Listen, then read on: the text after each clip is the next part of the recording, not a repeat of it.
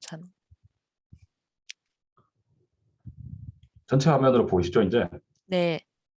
예, 안녕하세요. 제 이름은 하대용이고요. 아마 뭐 아시는 분들도 있으실 텐데 제가 항발에서 발표를 여러 번 했기 때문에, 그리고 제가 사실 뭐 트렌드 이런 발표를 별로 하는 편이 아니라서 사실 이거는 전문가들도 많으시고 해서, 근데 어쩌다 보니 강 회장님의 이제 부탁으로 마지막이라는 생각으로, 따지고 보면 트렌드는 처음 하는 것 같기도 합니다. 아무튼 하게 되었습니다. 트렌드 자체는 사실 트렌드 자체를 다루려고 하면 하나하나가 굉장히 깊이 들어갈 수 있기 때문에 오히려 개인적으로는 CES를 활용해서 좀 가볍게 넘어가는 측면이 있겠습니다. 일단 제 소개부터 드리면, 저는 지금 이제 AWS IoT에서 GM을 맡고 있고요. 그전에는 딜리버리 쪽에서 헤드 오브 프로덕트였고, 그전에는 이제 컨슈머 페이먼트에서 이제 PM을 했었고요. 아마존 혹시 다니시는 분들 계시면은, 뭐 제가 이제 바로에이저이기도 하고 뭐 프로모 어세서이기도 하니까 뭐 혹시 궁금한 점 있으시면 연락 주셔도 좋고, 제가 원래 아마존 입사할 때 5대 목표 중에 하나가 이제 리인벤트에서 발표하는 거였는데, 그거를 작년 11월이었죠. 그때 리인벤트 발표해서 이제는 떠날 때가 되었습니다. 아무튼 그 전에 스타트업 한 곳에서 다행히 엑시스를 한번 했고요. 그리고 이제 그 인연을 바탕으로 제 모교인 버클리 스카이덱에서 이제 그리고 이제 샌프란시스코에 있는 사스 전문 엑셀러레이트 알케미스트 두 곳에서 이제 어드바이저로 이제 스타트업들을 돕고 있습니다. 그리고 엔젤 투자는 주로 하는 영역이 이제 AI, 뭐 IoT, 클라우드, 사스, 이커머스, 핀텍, 로지스틱스 딱 제 전문 분야들 쪽만 하고 있고요. 제가 뭐 모르는 분야를 투자하기는 좀 쉽지 않더라고요. 그리고 이제 MBA는 버클리에서 했고, 학부는 한국에서 이제 컴퓨터 사이언스를 했습니다. 제가 아마존에 있을 때 사실 지금 하고 있는 게 더 큰 게 많은데, 지금 거는 이제 녹화하는 상태에서 공유할 수가 없어서, 아무튼 그 전에 제가 리테일 쪽에 있을 때 출시했던 거 두 개가 이제 아마존 코가 있고, 두 번째는 아마존 원이라고 해서 저 사람 손이 떠 있는 딱 저 정도 거리에서 이제 그 손바닥을 인식하는 뭐 그런 저 인공지능으로 인식하는 것부터 이제 저 그 엔드 투엔드 프로세스죠. 그 모바일로 처음에 가입해서 이 사람이 들어가서 내부에 들어가면은 기본적으로 아마존 거랑 똑같은데, 다시 나올 때까지의 이제 과정들을 페이먼트 인수했었고요.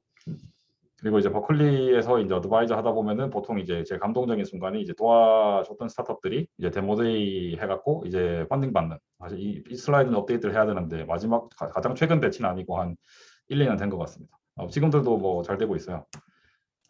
그리고 이제 오늘 컨텐츠는 일단 CES를 한 번도 안 가보신 분들도 있으실 테니 대충 이제 그 쇼가 어떤지에 대해 약간 말씀을 드리고, 그 다음에 이제 그 CES랑 연관되는 이제 인더스트리들, 예를 들어서 이제 아니면 뭐 기술들에 대해서 말씀을 드릴 건데, 이제 강 회장님은 10대 기술 전망이었는데 저도 만들다 보니 이게 점점 커져가지고 도저히 시간을 생각하면은 10대를 못 하겠더라고요. 그래서 대충 한 7개, 8개 정도 기술 분야의 전망이 있고, 마지막에 리캡할 때 이제 다루지 못했던 거에 대해서 아주 짤막하게, CES랑 크게 상관은 없는데 짤막하게 짚고 넘어가도록 하겠습니다. 일단은 CES는 이제 컨슈머 일렉트로닉 쇼니까 쇼 이름 그대로 이제 일단은 가전제품들이 많이 나오고요. 일단은 키노트는 보통 이제 하루에 한 개씩, 이게 한 3박 4일, 4박 5일 하는 쇼인데, 물론 뭐 돈 많이 내면 해주겠죠. 아무튼 그래서 이제 올해는 키노트가 세 군데였습니다. 삼성이 있었고, 이제 한종희 부회장님, 이번에 새로 이제 그 삼성전자 CEO 되신 분이죠. 그 한종희 대표님이랑 이제 에봇 랩스, 여기는 이제 제약회사 쪽인데 원래는 당뇨병 전문이에요. 근데 이제 코비드 중간에 코비드 외에 뭐 항원 항체 검사 킷을 이제 만드는 회사로 이제 트럼프에게 매우 사랑을 받았죠. 여기 이제 CEO가 로버트 포드라고 제 친구인데, 아무튼 저도 이제 제 친구가 이렇게 뭐잘 됐으니 축하하고, 아무튼 잘 될지 몰랐는데, 아무튼 그리고 에버슨 그동안 한 번도 CES에 나오지 않았는데 이번에 이제 아주 크게 나왔죠. 왜냐면은 나중에 말씀을 드릴 건데, 컨슈머 일렉트로닉스 자체에 이제 왜 바이오 웨어러블이라든가 디지털 헬스 쪽이 점점 더 강조가 되다 보니 이제 에버시 하고 있는 거를 어떻게 이제 세상에 소개할까, 그런 측면이 좀 있는 것 같습니다. 그리고 세 번째는 GM, 자동차 회사죠. 근데 요새는 CES에 가면 이번에 특히 느낀 게 모빌리티 쪽이 자동차 회사들이 정말 많이 나왔었어요. 거기 CEO인 메리 바라가 했는데, GM은 막판에 직접 참석을 오미크론 때문에 못하고 다 원격으로 바꿨었어요. 그리고 이제 키노트보다 솔직히 돈을 조금 덜 내면 해주는 게 이제 프레스 컨퍼런스인데 여기서는 이제 현대, LG, 소니, 퀄컴, 인텔, AMD가 있었고요. 전반적으로 돌아봤을 때 드는 느낌은 이제 한국 회사들만 유별나게 그 ESG, 사실 이 ESG라는 말 자체도 그 뭐랄까요, 비영어권에서 매우 유명한 단어인데 이제 미국에서는 ESG라고 하면 알아는 듣는데 보통은 이제 여기는 뭐 서스테이너빌리티라고 하죠. 아무튼 이제 그런 쪽의 팀이 한국 회사들은 정말 열심히 준비했더라고요. 왜 이렇게 이분들이 언제 이렇게 환경을 신경 쓰셨나 싶을 만큼 너무 ESG만 준비하셔가지고 좀 인상적이었습니다. 다른 회사, 다른 나라들은 거의 안 그랬어요. 오로지 한국만. 근데 이번 CES가 이 오미크론 때문에 막판에 취소하신 분들이 되게 많아서 이게 2020년이 이제 이게 CES 매년 1월 달에 하는데 그래서 그때가 2020년 초를 생각해 보시면 이제 중국에서 막 이제 왜 이게 뭐지 이거 큰일인데 이러는 타이밍에 세상은 그냥 이제 왜 저거 저러다가 남의 다른 나라들도 퍼지는 거 아니야 이러고 있던 시절이라 아무튼 그때만 해도 베가스에서 20만 명 모였었어요. 그러다가 올해는 한 4만 명 정도 왔다고 들었습니다. 근데 이제 그리고 저 관람객뿐만 아니고 이제 출품하는 회사들도 굉장히 많이 줄었는데 그러다 보니 한국 회사들은 거의 비슷하게 나왔어요. 2020년이나 22년이나. 근데 이제 퍼센트가 확 올랐죠. 그리고 이제 참관객으로 치면은 거의 체감은 한 거리에 있는 사람 중에 과장을 좀 보태면 한 2명 중에 1명은 한국인인 것 같은 느낌이었어요. 그래서 이제 한국 회사들이 ESG를 계속해도 뭐 크게 어색하진 않은 느낌이 있었고 하이퍼루프는 이따가 이제 말씀을 드릴게요. 그리고 전통적으로 애플은 CES에 안 나옵니다. 왜냐면 애플은 애플이니까. 그리고 애플은 자체 이벤트가 있죠. 애플 이벤트도 있고 이제 그 월드와이드 디벨로퍼 컨퍼런스라고 해서 보통 애플 이벤트는 이제 디바이스를 출시를 하고 이제 WWDC에서는 이제 주로 iOS, macOS 이런 소프트웨어 쪽이 이제 출시를 하는데 원래는 저 같이 했는데 언젠가부터 저 둘을 따로 하더라고요. 그리고 삼성도 일단은 삼성도 워낙 하는 게 많으니까 예를 들어서 반도체나 디스플레이, 뭐 가전 이런 쪽은 CES에 주력을 하고 이제 갤럭시는 갤럭시 언팩트라고 해서 그 애플의 이벤트랑 비슷한 게 있어요. 그래서 전통적으로 이제 아이폰이나 갤럭시는 CES에서 별로 볼 수가 없다 정도만 말씀을 드리고요. 일단 키노트는 일단 삼성의 메시지는 그 이번에 삼성은 진짜 키노트 시간 내내 ESG만 하더라고요. 진짜 개인적으로는 인상적이었어요. 왜 솔직히 삼성관에 나중에 가서 봐도 그렇게 왜 그 뭐 킬러 컨텐츠나 왜 새롭게 엄청난 혁신을 이룬 상품이 있지는 않았는데 일단은 그래서 이제 전반적으로 이런 메시지를 꾸준히 줄 수 있으면 이제 왜 서 리더십 측면에서는 괜찮겠다는 생각은 좀 들었어요. 그래서 일단은 뭐 탄소 배출 줄이는 것부터 시작해서 예를 들어서 이제 왜 그 재활용 플라스틱을 더 많이 쓰겠다. 그리고 이제 뭐 개인적으로 신경 쓰이는 것 중에 왜 스탠바이하고 있는 장비들이 있죠. 예를 들어 텔레비전이라든가 휴대폰 충전기라든가 그런 것들이 대기 전력을 거의 0으로 만들겠다. 그리고 패키징 그리고 이제 리모컨은 사실 대부분 그 저기 건전지를 쓰죠. 근데 그 건전지 자체가 그 환경에 별로 좋은 건 아니니까. 그래서 이제 태양열을 이제 사실 태양열이라는 게 반드시 태양이 없어도 이제 집안에 있는 불빛으로도 약간은 충전이 가능하거든요. 그래서 저걸로 그리고 원래 그 리모컨이라는 게 그렇게 배터리를 먹지 않기 때문에 저런 쪽으로 더 집중을 하는 게 아닌가 싶습니다. 그리고 이제 허브 쪽에 굉장히 관심이 많더라고요. 예를 들어서 이제 TV가 이제 게이밍 허브이 될 수가 있다. 그리고 냉장고는 패밀리 허브이 될 수 있고 그리고 사실 그전에는 이제 한동안 IoT 쪽에서는 그 허브를 차지하기 위해 굉장히 그 경쟁이 많았는데 아직까지도 아무도 이제 이것이 허브다가 된 게 없어요. 예를 들어서 구글도 네스트로 하고 싶었고 아마존도 이제 링이라든가 뭐 알렉사로 하고 싶었고 뭐 그런데 아직 아무도 이제 특정한 기계 하나에 모든 게 연결되는 그런 이제 편리함은 없죠. 왜냐하면 다 각자 자기 이제 그 이득이 걸려 있으니까. 삼성이 그래서 이번에 그런 이제 허브 하드웨어가 없어도 소프트웨어로 이제 허브를 할 수 있는 이제 그런 거도 만들고 이제 홈 커넥티비티 얼라이언스라고 해서 소위 이제 가전제품을 만드는 대기업들 전 세계 대기업들을 모아가지고 하려고 하는 요거 자체는 솔직히 굉장히 챌린징한데 할 수만 있으면 인상적일 것 같았습니다.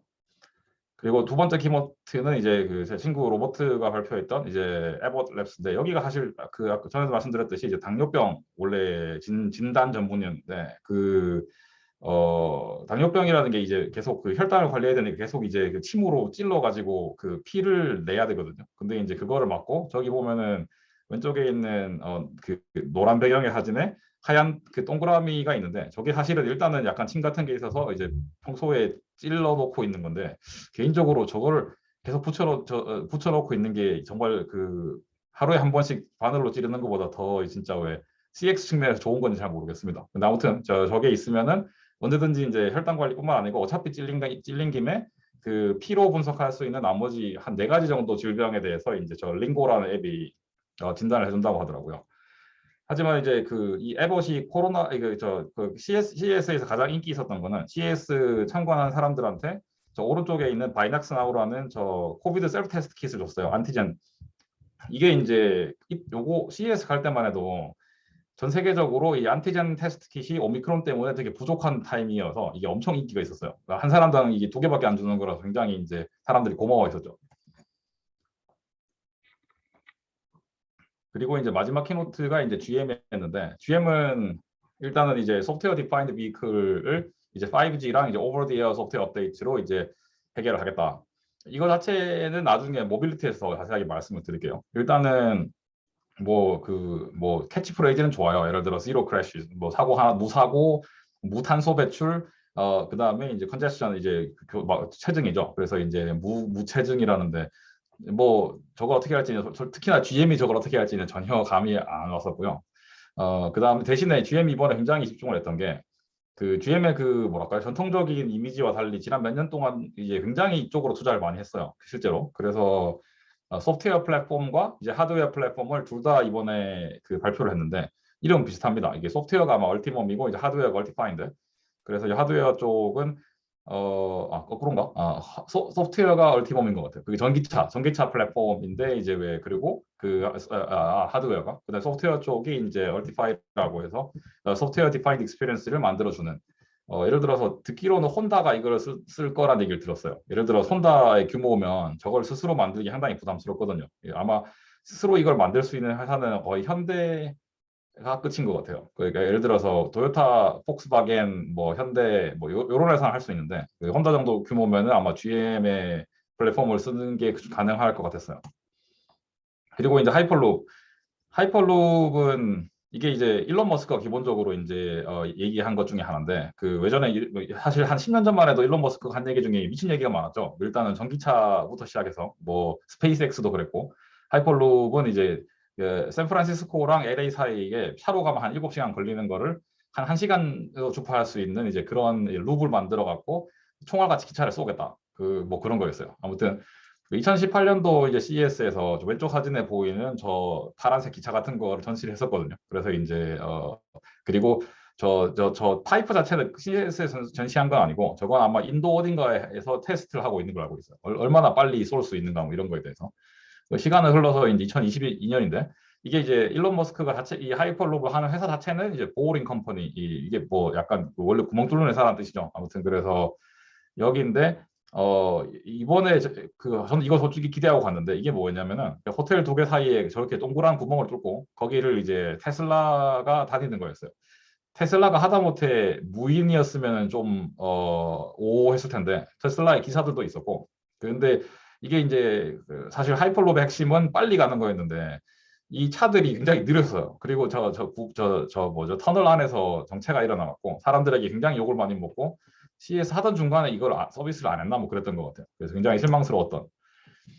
자 이제 커넥티비티 쪽으로 가면 이제 커넥티비티는 이제 왜 그 기존의 4G LTE 대비 5G가 이제 얼마나 나은가? 뭐 단순히 숫자로만 비교하면 5G가 20배 빠르고 레이턴시는 10배 빠르죠. 그래서 즉시 반응을 하고 굉장히 빨리 저기 뭐냐 이제 왜 다운로드를 받을 수 있는데 근데 이제 사실 실제 고객들은 그 사실 4G LTE 정도면 충분하죠. 그 모바일 환경에서 초당 이제 1기가 그 비트 이상이 필요할 일이 거의 없으니까.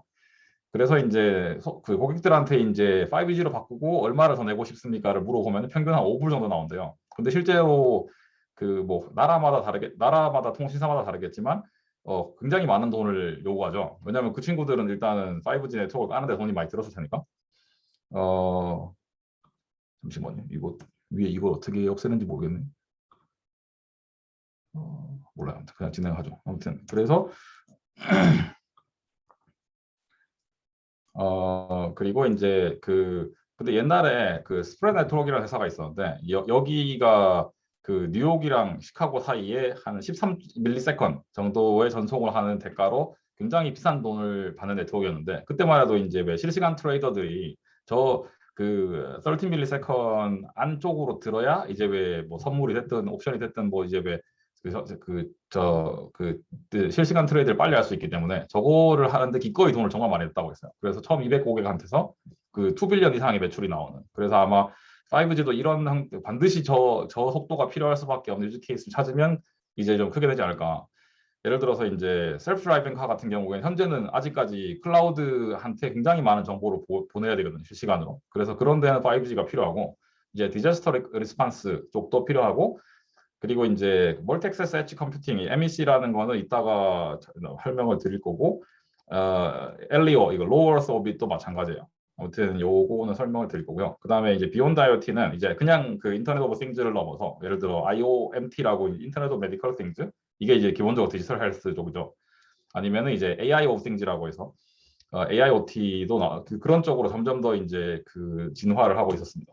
일단은 이제 버라이전에서 만든 이제 소라는 이 트럭이 기본적으로 그런 거였어요. 이게 반드시 5G가 필요한 걸 샀다 보니 예를 들어서 왜 뭐 지진이라든가 이런 엄청난 사건이 생긴 곳에 가면 뭐 기지국이가 뭐고 다 부서졌겠죠. 그럼 이 트럭이 가면 트럭 뒤에 있는 기둥 두 개가 이제 왜 5G를 쏴주는 그래서 이제 거기에서 실시간으로 필요한 정보를 다 이제 보낼 수 있게 그래서 이거는 확실히 수요가 있겠다 싶었어요. 다만 이제 디자스터 리커버리나 리스판스는 항상 이제 사후 약방문 쪽 혹은 보험 쪽이기 때문에 이거보다는 더 큰 수요가 있어야 5G로 돈을 벌 수 있겠다는 생각이 들었고요. 그다음에 이게 아까 그 MSC인데 이거는 기본적으로 엣지가 이제 왜 그 클라우드 쪽으로 연산을 다 넘기지 않고 엣지에서 충분히 연산을 할 수 있는 이제 그러면서도 충분히 칩이 싸야 돼요. 그래야지 사람들이 엣지에다 이걸 하지 아니면 다 클라우드로 넘기겠죠. 그 엣지는 싸게 만들고 그래서 그런 칩이 나오고 있고 이걸 만드는 이제 GRAI 이제 메러 랩이 메러라고 하는 이제 그 프로토콜도 만드는데 이 메러가 예, 스마트 홈의 표준 프로토콜. 모든 스마트 홈 디바이스는 메러를 썼으면 좋겠다인데 사실 저런 시도를 지난 한뭐 과장전 못하면 수십 년간 진짜 많은 회사가 하고 있거든요. 그래서 과연 메러는 이번에는 정말 다르게 메러로 통일이 될지 사실 통일이 되면 좋은데 그 통일이 서로가 이권에 걸려 있으니까 그 어떻게 될지 모르겠어요.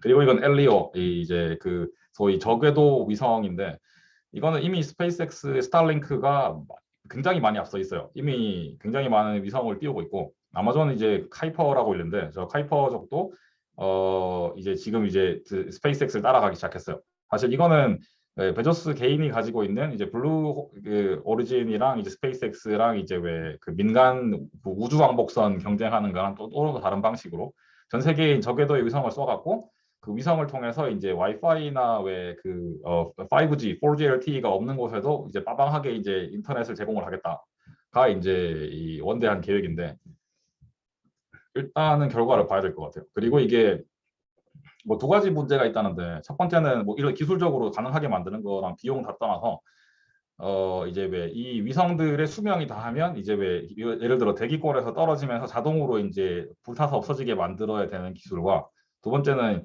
이게 태양광을 반사를 너무 하냐면은 예를 들어서 천문 관측을 하는데 굉장히 방해가 된다고 들었어요. 그래서 오히려 이제 실제 이 친구들이 비즈니스 모델을 성공시키는 것보다 그런 좀 뭐 환경 쪽 이제 문제들을 더 많이 해결해야 된다는 얘기를 들었어요.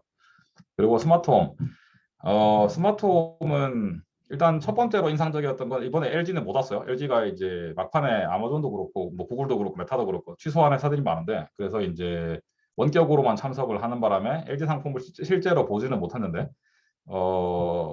아무튼 뭐 그거에 대해서 CES 자체가 사실 쇼 자체가 굉장히 그 횡포가 심해요. 예를 들어서 올해 내가 그 막판에 참석을 취소하면은 뭐 당연히 넌 리펀더블이고 돈은 다 냈는데 돈을 내도 참석을 안 하면 다음 해에 이제 좋은 자리를 안 줘요. 그래서 이제 좋은 자리를 받기 위해 LG는 거기다가 가건물 같은 걸 세웠어요. 뭔가 일단 참석했다는 이제 막 흉내는 내야 되니까.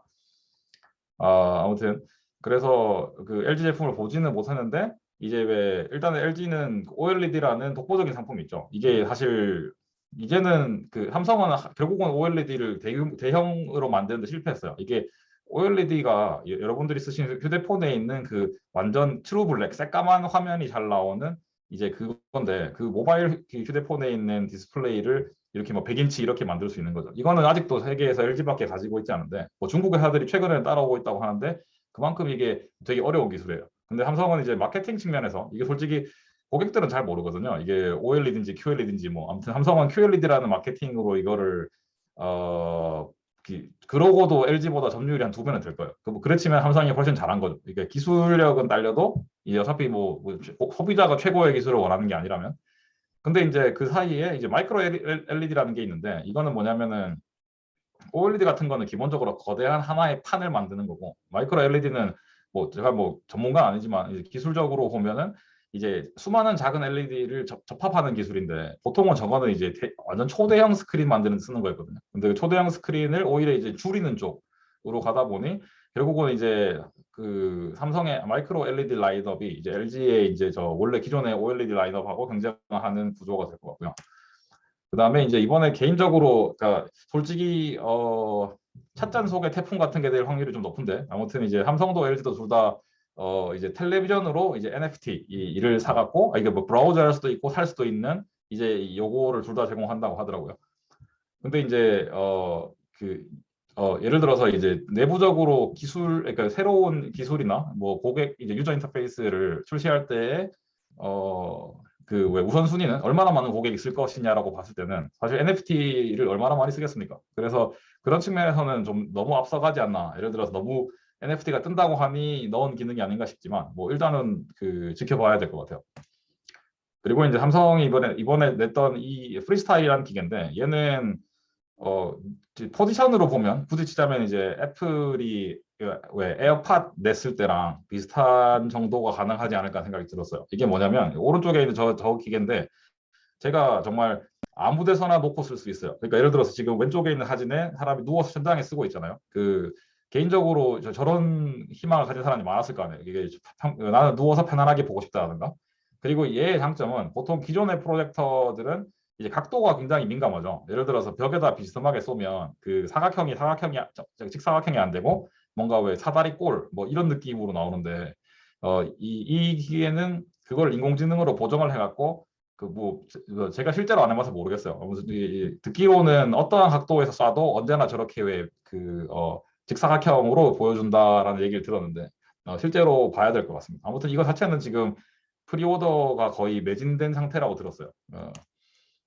그리고 LG에서 봤던 이제 사실 스마트홈 쪽에는 전통적인 거는 보여드리면 별로 재미가 없을 것 같아서 제가 가서 봤을 때에 좀 신박한 녀석들을 좀 보여드릴 건데 물론 LG는 참여를 안 했으니까 보지 못했지만 원래 갖고 오려고 했던 게 이거였대요. 이게 이제 티움이라고 해서 그 실내에서 이제 저 뭐냐 식물들을 재배할 수 있는 일종의 와인 냉장고처럼 생겼는데 식물 재배하는 뭐 그런 거였는데 제가 사실 뭐 개인적인 인연이 있어가지고 이제 이 요거 상품 개발할 때 좀 도와줄 일이 있었거든요. 그래서 실물을 보고 되게 보고 싶었는데 실물을 못 봤지만 아무튼 솔직히 이게 뭐 얼마나 많이 팔릴지 모르겠지만 개인적으로는 좀 애정하는 상품이었습니다. 그러면 이제 소니는 뭘 했느냐? 삼성이랑 LG가 저렇게 막 그 OLED, 마이크로 LED 이런 거 하고 있는 시절에 이미 여기는 거의 텔레비전은 완전 밀린 것 같았어요. 중국에서 하는 데도 안 되고. 그래서 기껏 낸 게 이제 브라비아가 소니의 이제 그 텔레비전 브랜드인데 거기에서 이제 그 위에 붙이는 카메라. 아마 브라비아 뭐 후속 모델들은 이 카메라가 자체 내장이 되지 않을까 싶은데 기존에 있는 애들은 일종의 크롬캐스트처럼 이제 연결할 수 있는 방식인 것 같았어요. 이제 이게 하는 거는 뭐 예를 들어 이런 거죠. 페이스 아이디처럼 얼굴을 인식해갖고 그 사람이 왜 예를 들어 성인이면은 뭐 다 나오는데 어린이가 나오면 이제 컨텐츠를 뭐 유튜브 TV처럼 제한을 한다던가 아니면은 그 사람이 이제 뭐 얼마나 떨어져 있냐 얼굴 인식을 통해서 이제 멀리 있으면은 뭐 사운드를 바꾸고 소니가 계속 강조하는 게 자기네는 사운드에 자신 있다 이런 거였는데 아무튼 그래서 이제 이 사람이 있는 위치에 따라서 거기에 최적화된 TV 사운드를 들려주겠다 뭐 이런 거 같았어요. 그리고 이제 사소한 걸로 이제 그 이 아마리오에서 만든 아이바비라는 베이비 카메라인데 그 보통 이게 아까 왜 MEC랑 약간 관련이 있어요. 그 디바이스 엣지에서 이제 계산을 하는. 그래서 저 뭐 약간 뭐랄까요 에코닷처럼 생긴 저 카메라가 그 굉장히 그 카메라 성능도 좋고 연산 능력도 좋아서 밤에 불 끄고 있는 상태에서 애가 자고 있어도 그 아기의 예를 들어 우는 소리, 목소리, 뭐 얘네 주장에 따르면 궁극적으로는 인공지능이 이제 울음소리의 패턴도 사실 이게 다르거든요. 실제로 아마 여러분들 중에도 애를 이제 키워보신 분들 있을 텐데 애가 나름대로 그 우는 소리가 패턴이 있어요. 근데 이제 사람들이 보통은 그걸 잘 모르죠. 예를 들어 그냥 우는 것 같은데 들어보면 이게 왜 우는지, 배가 고파서 우는 건지, 왜 뭔가 아파서 우는 건지, 잠이 안 와서 징징거리는 건지 그런 거를 얘네가 이제 얘네 주장에 따르면 엄마보다 잘 알 수 있게 될 거다였어요. 근데 뭐 그거는 실제로 봐봐야겠죠.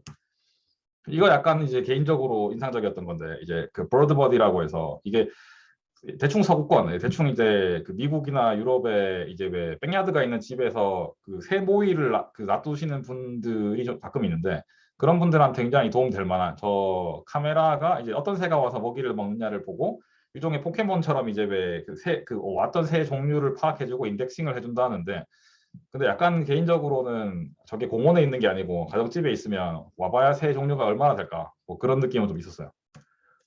그리고 이거는 떤 의미에서는 되게 이제 아주 훌륭한 물건인데 어떤 의미에서는 쓸데없는 걸 수도 있어요. 이게 이제 이 비지고 레이저 시스템이라는 데서 하는 게 저 하얀 쪽 벽에 보면 약간 까만 점이 있죠. 저게 일단 목인데 그러면은 얘가 저 기본적으로 앞면을 보면 카메라가 있는데 그 카메라가 이제 일정 거리 안에서는 성능이 굉장히 좋다고 들었어요. 일단은 기본적으로 모기를 인식하는 데 특화된 카메라. 그래서 이제 그러면서 빨간 거는 뭐 레이저 같은 건데 뭔가 왜 그렇다고 제가 뭐 저 레이저로 모기를 뭐 이렇게 찢어주는 게 아니고 그냥 모기의 위치를 표시해줘요. 그래서 이제 내가 예를 들어 뭐 파리채 같은 게 있으면 이 기계가 빨간 선으로 표시한 곳에 가서 모기를 잡으면 된다 뭐 이런 거였어요.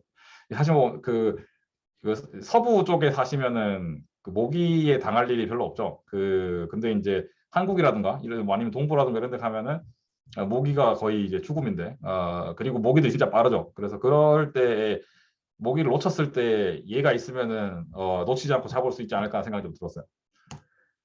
그리고 이제 디지털 헬스 사실 이 회사는 가서 되게 인상적이었던 게 그 상품 이름들이 너무 인상적이었어요. 왠지 모르겠지만 아메리카 퍼스트 혹은 왠지 메이크 아메리카 그레이트 어게인이 생각나는 그런 이름들이었는데 아무튼 하는 게 왼쪽에 있는 제 왼쪽에 있는 저 기계는 그 뭐죠 입구에다가 그 소위 코랑 입을 대는 거죠. 그 숨을 불어내면은 이제 바로 그 자리에서 이게 코로나 걸렸는지 안 걸렸는지 확인해 준다. 뭐 그런 거였고 그 다음에 이제 가운데 있는 거랑 오른쪽에 있는 거는 일종의 그 왜 공기 중에 이제 왜 코로나균이 있으면은 뭐 살균도 해주면서 왜 디텍트도 해준다 했는데 성능은 잘 모르겠어요. 컨셉은 굉장히 좋았는데 일단 투박한 디자인과 이름을 제외하고 정말 잘 될지는 봐야 될 것 같은 그런 상품들이었어요.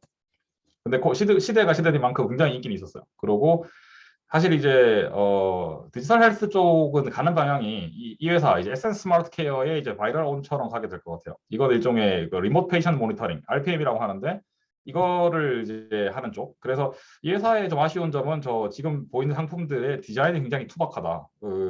인데 근데 이제 디자인 투박함과 상관없이 예를 들어서 자기네 그 장비들은 어쨌간에 다 이제 고객의 이제 진단을 스스로 할 수 있는 그래서 그거를 이제 정보를 뭐 예를 들어 앱으로 받을 수 있는 그런 쪽으로 가는 것 같았어요. 방향은 맞는데 아직 이제 하드웨어 디자인이 슬릭하지 않았다 정도고 하드웨어랑 이제 클라우드가 잘 돼 있었던 건 여기였어요. 예를 들어 그 바이오 인텔리센스라고 하는 이 회사는 이제 바이오 버튼이라는 게 있는데 아까 거의 맨 처음에 보여드렸던 그 에봇에 이제 왜그 당뇨 측정하는 그 버튼하고 비슷한 거죠. 저 왼쪽에 있는 하얀 버튼을 기본적으로 이제 저걸 몸에 붙이고 있으면 얘가 바이탈 사인을 읽어갖고 일단 앱이랑 클라우드까지 굉장히 이제 깔끔하게 생태계가 구현돼 있는 그래서 유즈 케이스만 좋으면 아마 이제 아까 바이탈 온보다는 이런 쪽이 더 낫지 않나 생각이 좀 들었고요.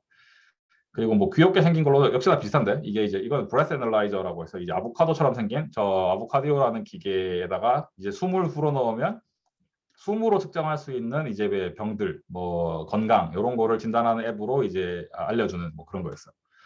그리고 이건 위딩스에서 만든 이제 바디 스캔인데 이게 일종의 저울 같은 건데 저 저울에 아마 그 건강 검진 해보신 분들은 저거 한 방에 아실 수도 있는데 저 가운데 있는 까만 줄이 이제 요게 늘어나는 거죠. 그래서 여기랑 여기를 이제 오른손 왼손으로 잡고 쭉 당기면 그리고 시간이 지나면은 이제 왜 바이오리듬부터 시작해서 왜 체지방 뭐 이런 거 다 측정해주는 뭐 그런 거였는데 개인적으로 이거 이 회사가 될지 모르겠지만 아무튼 이제 왜 요 컨셉 자체는 그 기존의 그 체중계 시장을 다 이제 커버할 수 있지 않을까 그런 생각이 좀 들었어요.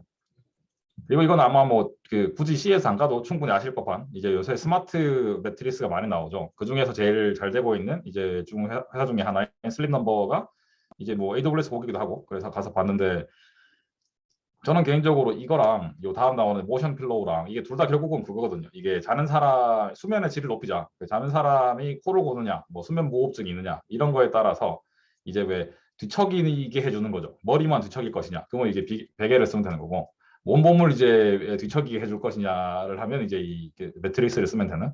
근데 솔직히 이게 진짜 고객한테 얼마나 도움이 되는지, 그리고 이렇게 왜 움직이는 것 자체가 실제로 써보시면은 이게 모터 소리가 있거든요. 이 우웅 하면서 하는. 그 모터 소리, 그 소리에 민감한 분들은 의외로 쓰기가 힘든, 뭐 아무튼 여러 가지로 챌린지가 아직 있는데, 근데도 불구하고 이 슬랩 넘버 같은 경우에 굉장히 잘 된다고 들었어요.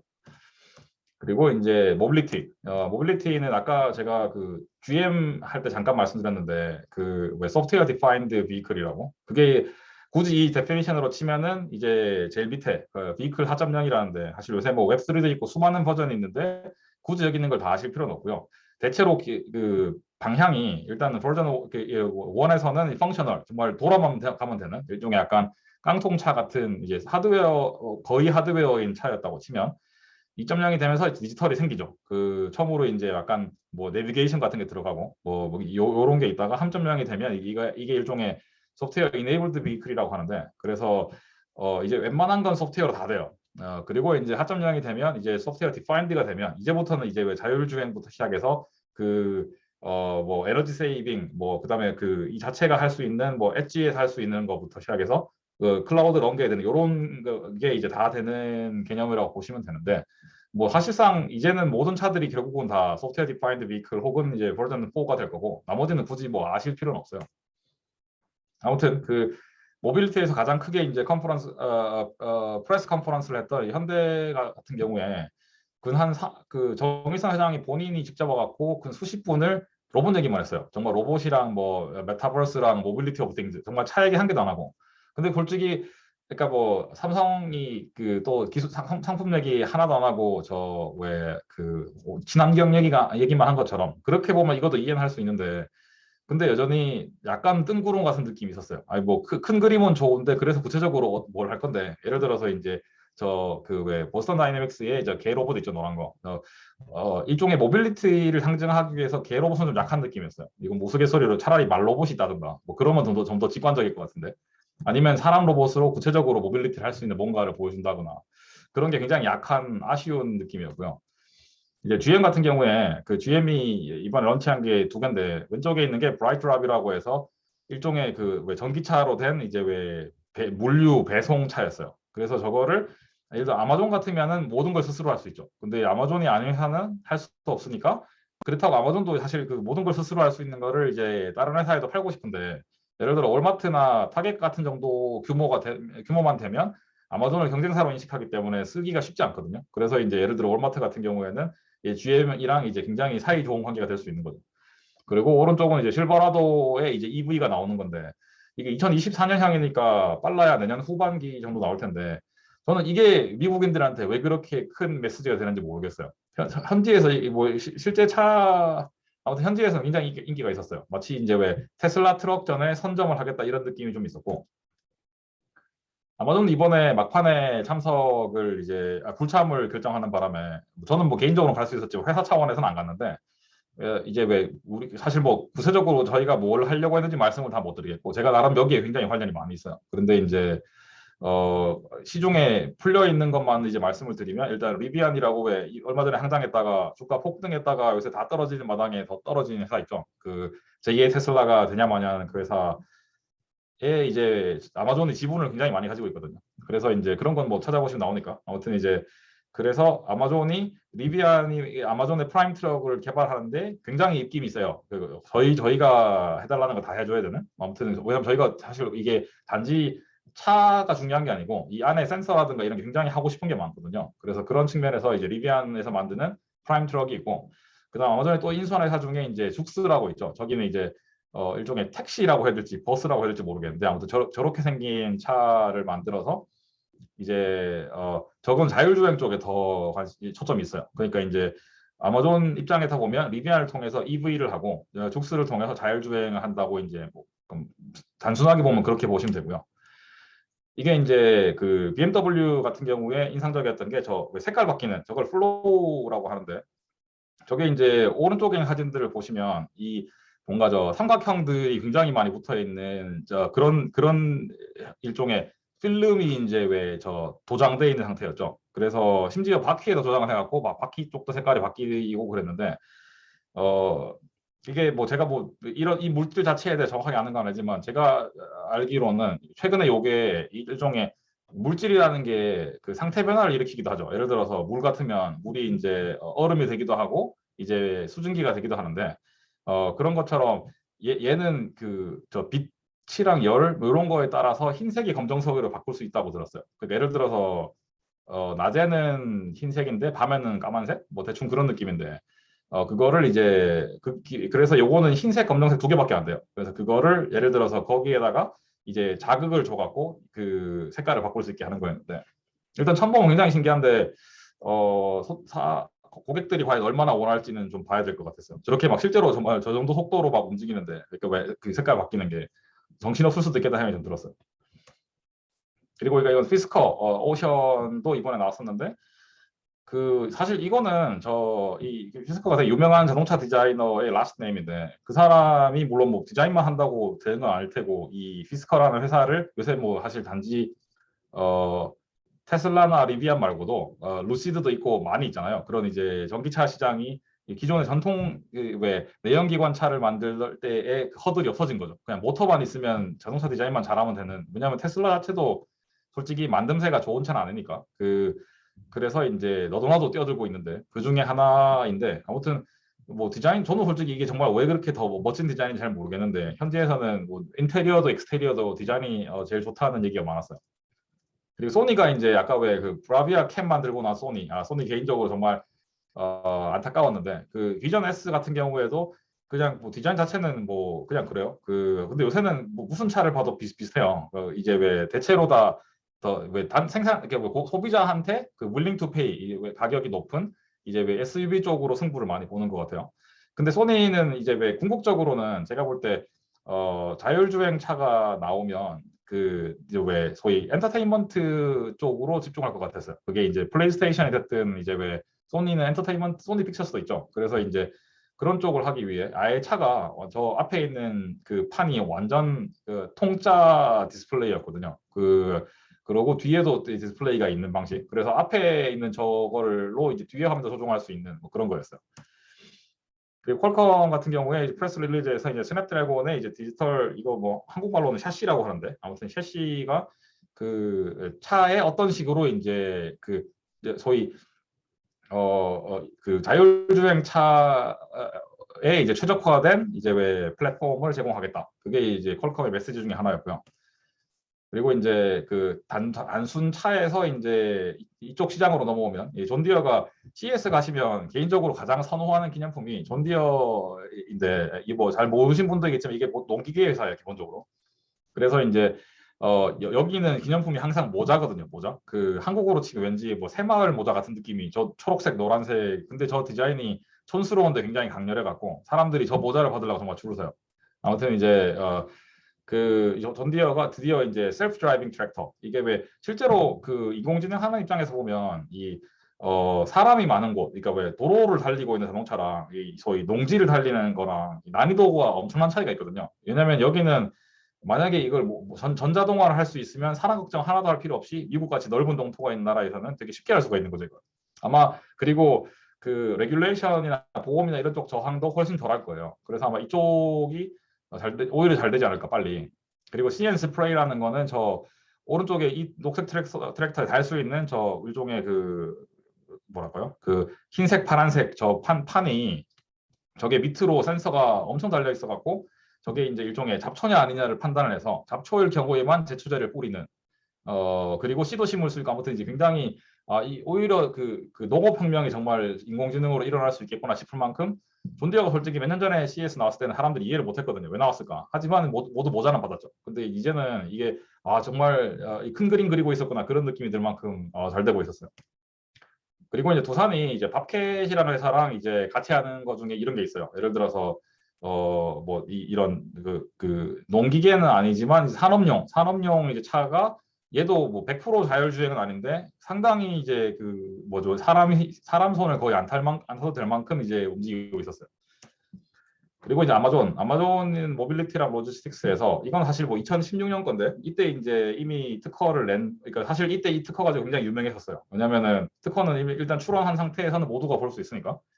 그래서 이제 기본적으로 드론을 벌이라고 생각해 보시면 이 물류센터를 저렇게 벌집 형태의 원통으로 만들고 안에서 이제 드론들이 자동으로 착륙해서 충전하고 이제 충전되고 나면 이제 들고 가는, 그리고 밑에서는 여전히 이제 사람이랑 트럭이 왔다 갔다 할 수 있는 저런 디자인으로 이제 뭐 아무튼 뭐 구체적으로 말씀드릴 수 없지만 아무튼 준비를 하고 있고요. 그 다음에 이제 이동 중인 차에서도 차 저 트럭 뚜껑이 기본적으로 열리고 거기서 이제 드론들이 날아갈 수 있는 일종의 이동형 벌집 같은 게 있고요. 그리고 이제 이거는 예전에 스타크래프트 하시는 분들 아실 텐데 일종의 캐리어 같은 거죠. 그 왜 비행선에 저 밑에 보면은 저 왼쪽에 있는 까만 것들이 다 드론이고요. 오른쪽에 있는 것들이 이제 일종의 다 박스들인 건데 얘는 기본적으로 그 비행선 중에도 작은 놈이에요. 이 작은 비행선이 큰 비행선에 들어갈 수 있거든요. 예를 들어 큰 비행선은 이렇게 생겼는데 이거는 약간 이게 2019년도 이제 그 만우절에 이제 이 동영상을 마치 이후에 뭐죠? 페이크 다큐멘터리처럼 이제 찍어가지고 사람들이 굉장히 놀랐었죠. 저거 진짜 나오냐고 이제.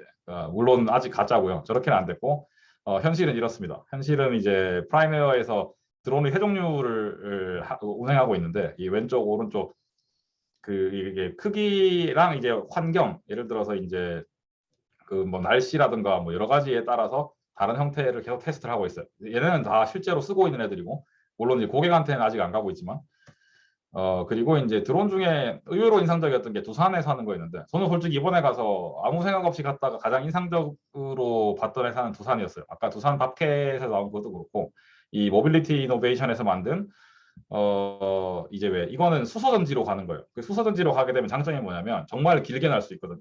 네, 수소전지를 쓰면 무거운데 그 무게를 견딜 수만 있으면 이제 훨씬 더 길게 날 수 있는 이쪽 기술은 현재까지는 두산이 최고라고 들었어요. 그리고 이제 일본에서 만든 또 역시 항상 일본은 정말 뭔 생각을 하는지 모르겠는데 정말 기발했던 이제 사람이 탈 수 있는 드론이었어요. 그래서 이제 일종의 개인용 그 일종의 자가 비행기 이거는 그 CS 자체에서 제가 타볼 수는 없었지만 이 실제로 거의 운행 가능한 수준이라고 들었어요. 그리고 이제 로보틱스는 이게 역시나 두산 로보틱스에서 이제 니나라고 저 오른쪽에 있는 까만 팔 달린 카메라 로봇을 들고 나왔는데 저게 실제로 보면은 움직임이 굉장했어요. 그게 이제 두산이 이게 니나가 그냥 나온 게 아니고 그 전에도 왼쪽 밑에 있는 뭐 M 시리즈, 뭐 A, 뭐 H 시리즈 이런 그 산업 현장의 용도에 맞게 수많은 팔과 카메라 로봇을 만들고 있었어요. 그리고 LG 개인적으로 그 참 이 LG 로봇 라인업에 굉장히 관심이 많은데 왜냐면은 정말 신기한 그 제품을 많이 만들거든요. 예를 들어서 이제 2018년도에 그때 CES에서 LG가 들고 나왔던 게 5가지였는데 그 홈 로봇은 일종의 알렉사 같은 거예요. 그리고 뭐 그 청소 로봇, 가이드 로봇, 뭐 짐꾼, 뭐 그리고 아마 저 어디죠? 인천공항에서 보신 분들도 많으셨을 이제 에어스타 5개가 있었고 이제 2021년에 이제 저 라인업들을 아무튼 그 사이에 수많은 시도를 하고 마지막으로 남긴 게 5개였는데 이제 왼쪽에 있는 게 일종의 서빙 로봇인데 그 왼쪽에서 첫 번째 거랑 오른쪽에서 두 번째 거가 기본적으로 같은 놈이에요. 근데 이제 왼쪽 건 서랍형이고 오른쪽은 이제 선반형이죠. 그리고 왼쪽에서 두 번째 있는 게 여전히 아까 왜 2018년도에 있었던 저 가이드 로봇의 진화판. 그리고 이제 가운데 있는 팔이 이제 바리스타 로봇이고 제일 오른쪽 끝에 있는 게 그 이제 UV 로봇이라고 해서 살균 로봇이에요. 그러니까 쟤는 그 돌아다니면서 강력한 UV 선을 쏴갖고 살균만 하는. 근데 UV 자체가 뭐 해로운 거니까 사람이 없는 곳에서만 써야 되는. 그래서 그쪽 센서를 되게 잘 달고 있다고 들었어요. 이거 중에 여전히 다 팔고 있긴 한데 주력은 이제 저 가이드 로봇이랑 저 UV 살균 로봇이고요. 그만큼 이제 이게 로봇이 아직까지 그 사용 케이스, 유즈 케이스를 정확하게 킬러 유즈 케이스를 못 하는 상황이죠. 이거는 이제 약간 스타트업 중에 이제 한국인 하정우 대표님이 하시는 이제 베어 로보틱스에서 만든 이제 역시나 서빙봇. 이거는 LG에서 하고 있는 서빙봇이랑 좀 기본적으로 개념은 똑같죠. 트위니라고 이제 이름 그대로 정말 쌍둥이 형제가 창업한 스타트업인데 저기서 하고 있는 이제 나르고랑 따르고가 있어요. 저건 둘 다 이제 이제 그 저 물류센터에서 한쪽은 물류센터에 쓰는 놈이고 한쪽은 이제 나를 따라다니는, 그래서 이제 그 뭐 짐꾼 로봇 뭐 그런 컨셉이고요. 이번에 CES에서 가장 인상적이었던 로봇은 이거였는데, 이거는 정말 구글에서 그 검색해 보시면 이 동영상을 유튜브나 이런 데 보실 수 있는데, 실제로 보면은 굉장했어요. 저 표정이 정말 다양하게 변하거든요. 그래서 야, 이거는 물론 저 밑에 이제 예를 들어서 이거를 그 AI는 뭐 예를 들어 Artificial Intelligence라고 하면, AB는 이제 Artificial Body라고 할 수 있는데, 저 이제 AI랑 AB 자체는 솔직히 뭐 최신 기술은 아니에요. 저거 자체는 이미 몇 년 동안 충분히 다른 상품들도 많이 나오던 거였는데, 아마존에서도 이제 테스트하는 게 있었고, 근데 이제 저거를 이제 표정을 저렇게 그 자연스럽게 붙인 경우는 처음 봤는데, 그리고 얘가 목소리도 그렇고 아무튼 그뭐 인공지능이니까 왜 요새는 뭐 챗봇도 대화하는데 얘가 대화를 못 하겠어요. 그래서 대화도 가능한 뭐 아무튼 굉장히 인상적인 뭐 아미카를 만들었던 이 엔지니어드 아츠가 영국 회사인데, 뭐 이 회사가 잘 되리란 보장은 없지만 이 시장은 이제 앞으로 확실히 발전하겠구나, 그런 인상이 들 만큼 이번 CES에서 거의 왜 넘버원을 꼽으라면 이거였던 것 같아요. 실물을 보면 굉장했어요. 그리고 이제 뭐 CES에 나온 건 아니지만 일론 머스크가 또 이제 테슬라 봇이라는 거를 얘는 아직까지는 인더스트리얼 쪽에 쓴다는데, 그 소위 테슬라 공장에서 이게 나올 때까지는 지켜봐야 될 것 같아요. 근데 얘가 나올 때쯤 되면 정말 이제 로보틱스도 굉장히 많은 변화가 있지 않을까. 그리고 이제 오늘의 마지막인 이제 XR과 이제 메타버스에 대해서 말씀드리겠습니다. 개인적으로 이 CS에서는 아까 모빌리티랑 이제 메타버스 쪽이 제일 컸는데, 일단 이제 XR 이는 이제 뭐 이런 거죠. AR 그 증강 현실이냐, VR 뭐 가상 현실이냐, 뭐 믹스드 리얼리티 혼합 현실이냐, 아무튼 이게 뭐 다 부르기 귀찮으니까 XR로 통합해서 이제 부르는 이름이고요. 개인적인 인상은 최근을 보면 그 게임을 만드는데, 게임이 일단 재미가 있으면 게임이라고 부르고 재미가 없으면 메타버스라고 부르는 것 같아요. 그래서 이런 식으로 브랜딩은 좀 아니지 않나 생각이 좀 들고, 그래서 예를 들어서 재미가 없는 게임이 이제 그 플레이 투 원이라고 하죠. P2E라는 개념이 있는데, 게임을 했는데 게임 안에서 내가 열심히 이제 예를 들어 뭐 비코인 뭐 같은 이제 코인류를 아니면 NFT 뭐가 됐든 간에를 모아서 그걸로 돈을 벌 수 있다. 이건 아직까지는 마케팅인데, 예를 들어서 왜 아직 저 물가 차이가 나는 나라에서는 먹히는 것 같아요. 그래서 이제 한국 게임 회사들이 만든 이런 P2E 게임들이 게임성과 상관없이 돈을 벌 수 있다는 이유만으로 예를 들어 필리핀이라든가 아니면은 남미라든가 이런 데서 순간적으로 인기가 있다고 들었어요. 그렇지만 결국은 누군가는 돈을 벌어야 되고 그 돈을 줘야 되잖아요. 그래서 이게 아직까지는 진짜 비즈니스 모델이 되기는 쉽지 않겠다는 생각이 좀 들었어요. 그리고 이제 메타버스 자체는 기본적으로 크로스 플랫폼이 기본이죠. 예를 들어서 내가 그 뭐 어디죠? 옛날에 리니지에서 굉장히 유명했던 무슨 엄청 비싼 칼이 있는데, 그 칼을 리니지에서만 쓸 수 있으면 걔는 그거는 리니지를 아무리 잘 만들어도 그거는 뭐 메타버스가 될 수 없죠. 그 똑같은 칼을 예를 들어 뭐 던전 앤 파이터에도 쓸 수 있어야 되고, 뭐 중국에서 만든 게임 그 원신인가 겐신인가 아무튼 그 게임에서 쓸 수 있어야 되고, 그런 식으로 플랫폼마다 똑같은 놈을 쓸 수 있게 되면 그게 이제 메타버스의 시초라고 볼 수 있는데, 아마 그게 저는 이게 불가능하다고 보진 않아요. 왜냐면은 그 API로 연동된 것도 처음에 시작했을 때는 난리였지 않습니까? 근데 지금은 API가 정말 많이 발전했죠. 아마 그런 식으로 서로 간에 충분히 납득할 수 있는 스펙을 정하고 윈윈이 가능해지면 되지 않을까. 왜냐하면 플랫폼이 되려면 결국은 이제 이 플랫폼에 참여하는 모두가 돈을 벌어야 되거든요. 그렇지 않으면 플랫폼이 될 수가 없어요. 그리고 이제 이 메타버스를 지원하는 이제 왜 이거 플랫폼 오브 플랫폼인 건데, 플랫폼 for 플랫폼즈 정도 되는 개념으로 이제 엔비디아에서 옴니버스라는 개념이 있었고, 유니티의 마르스가 있는데, 요거는 그 뒤에 와서 말씀을 드리고, CS에서 개인적으로 아쉬웠던 거는 이 VR 같은 거는 직접 써봐야 되는데, 이게 그 오미크론 때문에 사람들이 이제 접촉을 꺼려하니 체험을 하기가 쉽지 않았어요. 아무튼 이제 이거는 그냥 뭐 질문인데, 작년 크리스마스 미국은 아시다시피 이때가 대목이잖아요. 그 블랙 프라이데이부터 크리스마스 때까지가 이때 가장 많이 다운받은 앱이 뭘 것 같습니까? 일단 이제 미국에서는 이게 이제 오큘러스 앱이었어요. 그 얘기는 뭐냐면 오큘러스가 그만큼 많이 팔렸다는 얘기겠죠. 그 나머지는 뭐 유튜브, 틱톡, 뭐 스냅챗, 뭐 페북 이런 거는 다 충분히 납득 가능한, 그리고 게임도 당연히 이제 로블록스, 요새 메타버스가 대세는 대세니까. 아무튼 그리고 이제 그 오큘러스 자체가 오른쪽에 있는 그래프를 보시면 이제 지금 왜 하키 스틱이 그려지는 게 보이시죠? 저게 2021년도에 크리스마스 3일 동안 다운로드고, 실제로 저 연말 기간 동안 오큘러스 앱 다운로드는 한 200만 개 정도 됐어요. 60명이 아니고 그러니까 몇 배가 된 거죠. 그러니까 오큘러스 앱은 기계가 없으면 다운받을 이유가 전혀 없으니까 저만큼 기계들이 많이 풀렸다. 200만 개 정도면 아직 예를 들어 뭐 닌텐도 스위치를 따라갈 수는 없어도 예를 들어 뭐 엑스박스가 됐든 플레이스테이션이 됐든 충분히 견뎌볼 만한 숫자거든요. 이게 아무튼 그래서 그만큼 이제 오큘러스 퀘스트 2는 이제 게이머들 사이에선 적어도 대세가 어느 정도 되었다.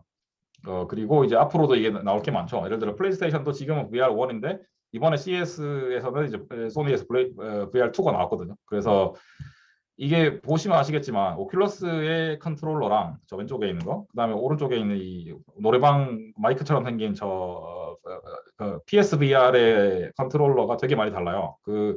아직까지는 이게 VR의 컨트롤러는 어떤 게 정석이다가 정해지지 않은 상황인 것 같아요. 예를 들어서 그냥 콘솔 게임기, 뭐 엑스박스라든가 플레이스테이션은 보면 이미 컨트롤러는 거의 비슷하게 생겼잖아요. 결국 이것도 어느 정도 수많은 트라이를 하다가 대세 컨트롤러의 폼팩터가 나오지 않을까 싶어요.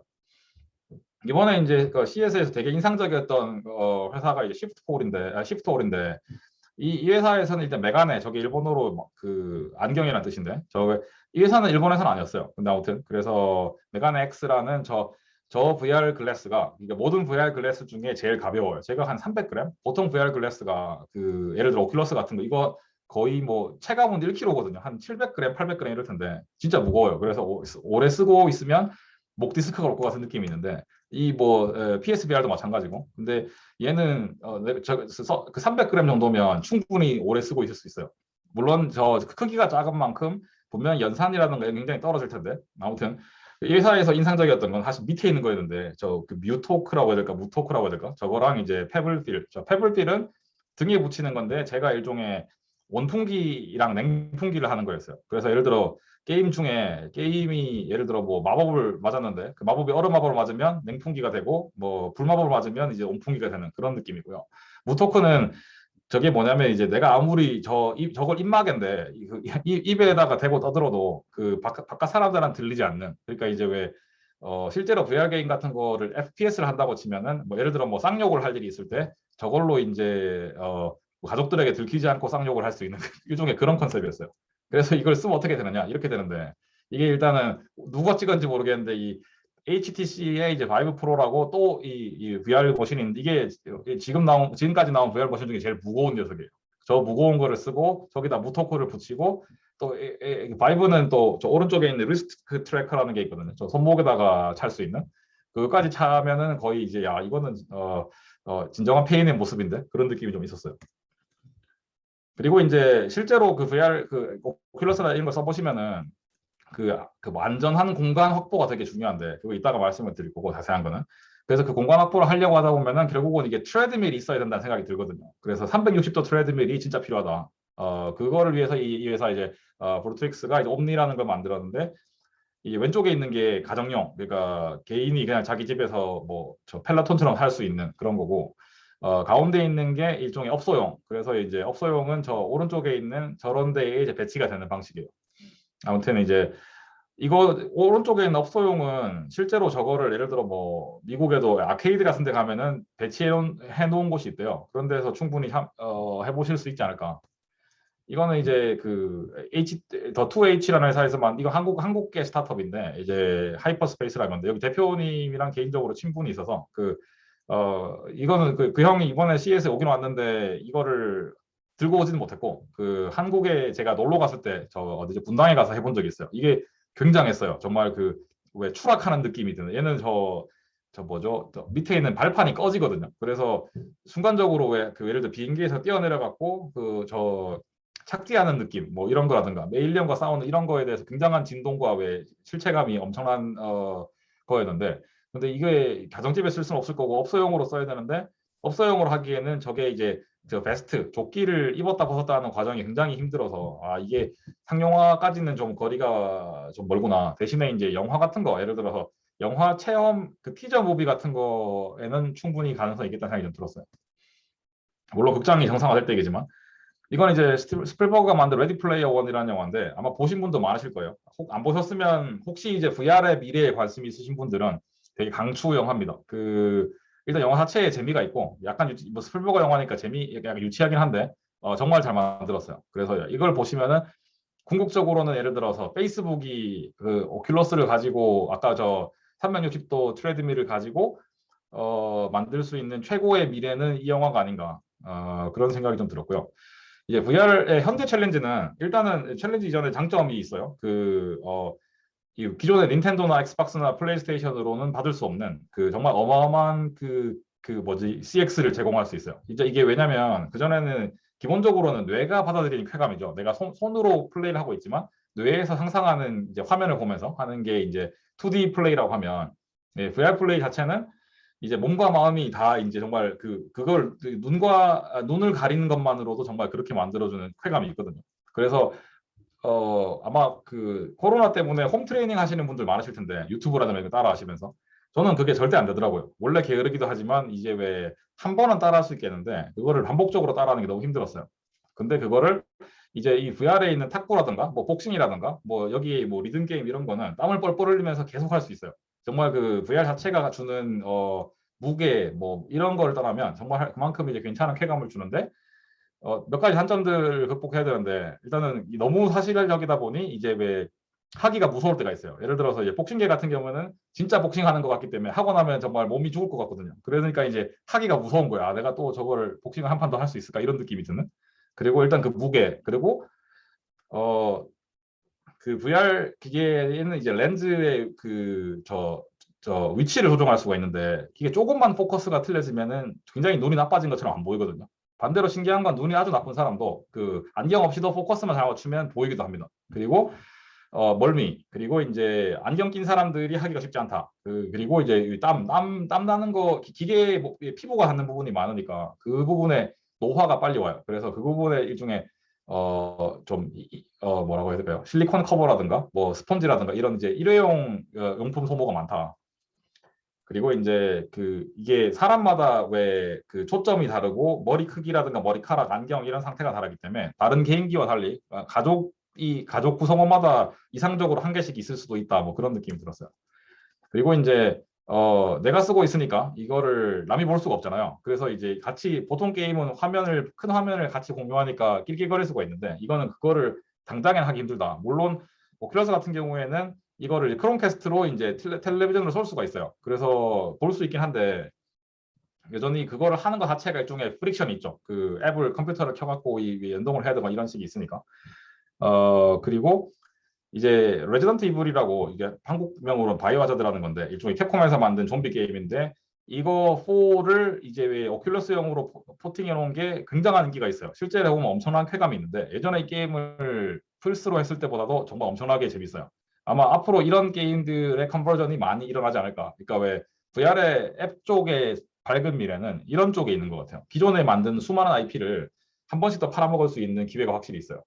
물론 이제 OS라든가 컨트롤러든가 이런 거에 이제 그 좀 아직 많은 극복 과정이 있어야 되고 그다음 소셜 쪽이 진짜 친구랑 왜 그 페북에서 만든 인스타그램 친구랑 그 왜 하는 노는 게 다르잖아요 패턴이 그런 것처럼 이게 언젠가 메타버스가 정말로 생기면 아까 말씀드렸던 영화 레디 플레이어 원처럼 왜 메타버스에서 노는 친구랑 심지어 이제 인터넷에서 모바일에서 만난 친구랑도 패턴이 다를 수도 있겠다는 생각이 좀 들었어요. 근데 어쨌간에 이 VR 자체는 소셜이 없으면 성공하지 못할 것 같다는 생각이 좀 들었어요. 그리고 이제 뭐 계속 쓰고 있으면 눈이 나빠질 수도 있고 진짜 목 디스크가 올 수도 있고 아까 말씀드렸던 공간에 대한 이슈 그리고 이제 아직 애플이 공식적인 움직임을 보이지 않는데 소문으로 치면은 이제 애플 VR 머신이 올해죠. 올해 뭐 진짜 공개될지 컨셉만 나온다는 소문이 있어요. 근데 뭐 이게 과연 이제 정말 게임 체인저 아이폰이 될 것이냐 아니면은 이제 에어팟 맥스가 아마 그 써보신 분들 아시겠지만 굉장히 좋거든요. 무게 하나를 제외하면 다 좋은데 가격과 무게를 빼면 다 좋은데 이 시장 자체는 이제 왜 예를 들어 보스라든가 아니면은 뭐죠 비츠라든가 이게 충분히 많은 그 대체제가 있죠. 그래서 소위 속칭 앱등이가 아니면 굳이 쓸 필요가 없는 기계인데 그 아이폰에 있는 예를 들어 터치 아이디 같은 거는 처음에 나왔을 때는 터치 아이디를 다른 회사가 그렇게 많이 했을 때는 아무도 안 썼어요. 사람들이 이게 뭐 프라이버시에 문제가 있고 뭐 남이 손가락 댄 거에 되게 싫니 뭐 이런 반응이 있었는데 아이폰에서 터치 아이디 내자마자 갑자기 이게 그냥 그 아이폰은 그 뒤에 물론 페이스 아이디로 바꿔갔지만 터치 아이디 자체가 전 세계적으로 대세가 되었죠. 애플이 과연 이런 파괴력을 또 보여줄 것인가 이 VR 세계에서 그거는 봐야 될 것 같아요. 이제 AR 쪽으로 넘어가면 이건 아마존에서는 에코프레임인데 이거는 뭐 그 AR에서 할 수 있는 가장 최소한의 일만 하는 기본적으로 알렉사가 탑재되어 있는 그냥 안경 테라고 보시면 돼요. 그거 약간 더 이제 저 글래스 자체에서 뭔가가 보이는 걸로 치면은 일단 무게가 제일 중요한데 AR 글래스는 이게 100g 밑으로 떨어져야 돼요. 이번에 처음으로 이제 쿠라에서 이제 80g짜리가 나왔고 저 TCL 적어도 제가 알기로는 75g. 그래서 이 비직스인가? 아마 여기가 버라이전이랑 하는데 이건 아직 100g 넘는 걸 알고 있어요. 아무튼 이제는 무게는 어느 정도 해결이 돼가는 것 같다. 그리고 레졸루션도 이미 이제 8K 정도 눈에서 보이기에는. 그리고 저렇게 가벼운 AR 글래스가 있고 아니면 이제 홀로렌즈 마이크로소프트에서 만든 이게 왼쪽 위에 있는 아니면 레노버에서 만든 오른쪽 위에 있는 싱크 리얼리티나 밑에 있는 매직립처럼 이거는 정말 일상생활에 쓰고 있기가 힘들죠. 아무튼 이걸로도 아직은 이제 왜 AR은 VR과 달리 아직 정립이 안 된 것 같아요. 어떻게 누가 이길지는 봐야 될 것 같고 아니면 스냅처럼 갈 수가 있겠죠. 얘네가 만든 스펙타클스는 그냥 아무것도 아닌데 스냅 자체가 가지고 있는 휘발성, 예를 들어 텍스트로 보낼 거를 내가 쓰고 있는 안경으로 재빨리 찍어가지고 가끔 일상을 하다 보면 이거를 내가 당장 찍어서 누군가에게 보내면 좋을 텐데 하지만 이게 프릭션이 있죠. 내 손에 주머니에 있는 휴대폰을 꺼내가지고 앱 카메라의 버튼을 누르고 이제 다시 찍는 데까지 그거를 얘는 이제 바로 해서 스냅으로 보내준다. 오로지 그거 하나만 단순화해서 내는 기계인데 뭐 모르겠어요. 아무튼 저라면 안 쓸 것 같지만 그 개인적으로 그 킬러 유즈 케이스를 테스트해 보겠다는 시도는 괜찮았던 것 같아요. AR의 마지막으로 이게 이제 아까 VR에서 레디 플레이어 원 있었다면 AR의 그 최고 영화는 이 블레이드 러너 2049라고 보는데 이게 이제 그 아까 왜 왼쪽에 있던 캐릭터가 이 일종의 홀로그램 인공지능 비서 같은 거예요. 그 오른쪽에 있는 캐릭터는 로봇인데 그래서 이제 왜 저 홀로그램이 일단 피지컬이 있는 로봇한테 가갖고 일종의 합체를 하는 것 같은 느낌? 이 싱크로를 맞추기 위해 손을 저러는 거죠. 아마 이게 AR의 궁극적인 모습은 이런 거에 가능하지 않을까. 그리고 이제 그러면은 서포트하는 쪽, 서포트는 일단은 캐논 같은 데서 캐논만 나오는 건 아니고 이제 보통 이런 듀얼 PCI 렌즈로 VR 컨텐츠를 이제 쉽게 만들 수 있다. 그리고 이제 엔비디아가 이번에 정말 인상적이었던 게 B2B랑 B2C를 둘 다 공략하는 굉장히 훌륭한 옴니버스 플랫폼을 냈는데 실제 얼마나 될지 어답션은 봐야 돼요. 근데 아무튼 이제 전 세계에 있는 디자이너들이 동시에 모여가지고 쉐어드 월드에서 일을 할 수 있고 돈을 벌 수 있는 그거를 이제 옴니버스로 구현을 하겠다. 그리고 이제 공장 쪽, 이제 B2B 쪽은 이제 팩토리에 이제 디지털 트윈이라고 하는데 저 디지털 트윈이 뭐 단순한 개념 이런 거예요. 예를 들어서 진짜 팩토리가 아니고 메타버스 안에 팩토리를 두고 내가 이거를 진짜 팩토리에서 하면은 뭐 벌어질 일을 디지털 트윈으로 미리 실험해 본 다음에 저게 메타버스에서 되었으니 실제로도 되겠구나. 뭐 이런 쪽에 기본적으로. 아무튼 컨셉은 똑같죠. 그 전에 B2C에서 디자인 콜라보레이션을 하던 거를 이제 팩토리에서도 팩토리 디자이너랑 이제 로봇팀에서 이제 다 같이 협업을 할 수 있다. 그래서 해보고 괜찮으면 실제로 하는 이게 시뮬레이션 자체가 굉장히 그 시간이나 비용을 많이 아껴주거든요. 공장 입장에서 보면. 그리고 유니티에서 낸 거는 이제 Mars라고 하는데 믹스드 앤 AR 스튜디오라고 해서 이것도 역시나 그 약간 엔비디아가 내는 게 거의 VR이라고 하면 얘는 AR에 가까운 거죠. 그리고 유니티가 현대랑 같이 해서 이 메타 팩토리 역시나 이제 현대 쪽이 나머지를 다 이제 감당을 하고 유니티는 소프트웨어를 제공하는 쪽으로 파트너십을 맺은 거는 개인적으로 현대 가서 제일 좋았던 거 이거였어요. 이거 말고 나머지는 별로 건질 게 없었는데 이제 마지막으로 오늘 다루지 않은 부분들 이제 게이밍이랑 클라우드 쪽은 마이크로소프트가 최근에 이제 액티비전 블리자드를 인수했죠. 그거 말고도 마이크로소프트가 지난 한 5년 10년 사이에 정말 많은 게임 회사를 샀거든요. 그리고 마이크로소프트는 메쉬라고 해서 이제 자체 메타버스 이미 플랫폼이 있고 홀로렌즈도 있고 이제 엑스박스 X가 그 전에 나왔던 이제 뭐 360 이런 거랑 다른 게 뭐냐면 정말 기계 성능이 좋아요. 이게 거의 왜 정말 홈에서 IoT의 허브로도 쓸 수 있으면서 게임 허브로도 쓸 수 있고 정말 최고의 성능을 자랑하는 애초에 디자인 자체가 애주어의 이제 클라우드 서버를 만드는 사람들까지 참여해서 만들 만큼 정말 엑스박스가 집중해서 만들었는데, 그치만 엑스박스가 이제 저 소위 IoT 허브가 되겠다는 저 비전을 거의 20년 됐거든요. 근데 아직까지도 못 하고 있어요. 아무리 회사가 비전이 좋고 성능이 좋고 해도 역시 고객이 이거를 그거라고 인식하지 않으면 안 되는구나, 그런 좀 안타까움도 있습니다. 그렇지만 여전히 게이밍과 클라우드는 사실 앞으로도 진짜 함께 갈 산업인데, 그런 측면에서 이제 마이크로소프트 애주어도 있으니까 굉장히 앞서 있다고 볼 수 있어요. 그리고 텐센트가 굳이 치자면 저 바닥에서는 이제 게임 매출로 치면 1등인데 전 세계 이미. 근데 이제 텐센트도 이제 클라우드가 있기 때문에 클라우드랑 게임이 같이 있으니 충분히 마이크로소프트랑 해볼 만하다. 물론 이제 미중 관계 때문에 어떻게 될지 모르겠는데. 그리고 세 번째는 이제 AWS 같은 경우에도 아마존 게임즈가 있는데, 솔직히 여기를 무려 모든 게임 서브스크립션의 60%를 차지하는 마이크로소프트의 게임 패스, 그거랑 비교할 수는 없고, 그냥 아직까지는 구글의 저 스타디아처럼 망하진 않았다 정도로 보시면 되고요. 그리고 거기에 이제 페이스북이 이제 AWS를 쓰기로 했거든요. 그래서 이게 AWS 자체에서는 굉장히 경사죠. 그리고 이제 AWS 자체가 이렇게까지 빨리 크게 된 이유 중에 하나가 모바일 게임들, 그리고 애플이 키워준 거랑 마찬가지예요. 모바일 게임 컴퍼니들이 대부분 다 시작을 AWS로 했기 때문에. 그리고 모바일 게임들은 정말 성장 속도가 놀랐거든요. 그래서 이제 AWS가 충분히 이제 성장 동력을 얻을 수 있었다. 구글 같은 경우에는 유튜브나 이런 형태의 스트리밍 형태로 게임 플랫폼인 이제 스타디아를 만들었다가 대차게 실패하고 지금은 어떻게 될지 모르겠어요. 아직까지는 어떻게 해야 될지 모르겠는 상태에 있는 것 같고요. 애플도 이제 VR이 나와봐야 할 것 같아요. 애플 VR 글래스가 어떻게 나오는가에 따라서 기존의 이제 앱 스토어의 생태계를, 모바일 게임 생태계를 싹 다 가져갈 수 있을 것이냐 아니냐의 파괴력은 나와야 할 수 있을 것 같고, 넷플릭스도 역시나 스트리밍을 하는 모든 회사는 앞으로는 게임을 할 수 있거든요. 그래서 이 넷플릭스도 게임을 하겠다. 그래서 이렇게 각축전이 벌어지는 와중에 소니가 갈 길이 뭐냐가 상당히 고민이 많을 거예요. 차라리 닌텐도는 확실한 이제 패밀리 콘솔 시장이 있는데, 소니는 그것도 아니라서.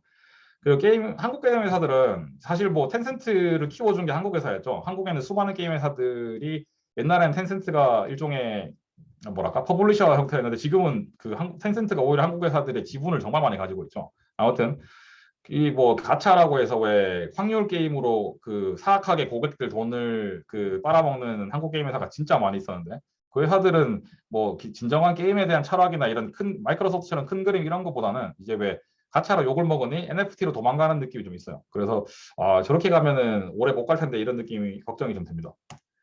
그리고 이제 크립토랑 이제 웹3, 이거도 뭐 CS랑 상관없는데, 워낙 요새 이제 뜨는 주제니 한 번만 짚고 넘어가면, 이게 이제 크립토 자체는 사실 그냥 통화라는 게 세 가지 가치가 필요하죠. 일단은 이게 저장 가치가 있어야 되고, 그 다음에 이제 교환 가치도 있어야 되고, 그 다음에 이제 송금 할 수 있어야 되는데, 이제 웹3 결국은 크립토가 웹3로 해서 점점 변하는 느낌인데, 리브랜딩의 일종의. 그래서 기본적으로는 소프트웨어랑 인터넷 비즈니스를 탈중앙화를 하겠다인데, 탈중앙화가 저는 개인적으로 좀 스캡틱을 해요. 제가 틀릴 수도 있는데, 그냥 중앙화가 되는 이게 탈중앙화라는 거는 이게 왜 돈을 버는 주체가 나뉜다는 건데, 돈을 버는 주체가 나뉘면 그렇게 완결성 있는 무언가가 나오기 힘들어요. 물론 로블록스나 마인크래프트처럼 그냥 이제 왜 자기가 하고 싶은 사소한 뭔가 한 거를 남이 하고 있는 사소한 거에 이제 쾌감을 느끼는 이런 이제 생태계가 생길 수는 있는데, 예를 들어서 정말 거대하게 잘 만드는 세계관이 생기기는 쉽지 않겠다. 하지만 이제 결국은 인공지능이나 이런 게 나오는 이유가 큐레이션, 사람이 직접 만드는 거대한 세계관보다는 이제 왜 크라우드 펀드, 사실 솔싱인 이제 유튜브 컨텐츠가 잘 되는 것처럼 웹3도 그런 방식으로 플랫폼이 잘 만들어지면 가능할지도 모르죠. 그리고 이제 블록체인 같은 경우에는 잘 아시다시피 이건 그냥 이제 디지털 레저인데, 그거를 기반으로 NFT를 만들면 얘는 사실은 공증서 같은 거예요, 기본적으로. 그러니까 이제 공증서 자체는 밸류가 없죠. 예를 들어서 내가 이 금을 가지고 있다는 증서만으로는, 예를 들어 금을 주는 은행이 망하는 그 순간 그 증서는 아무 의미가 없는 거니까.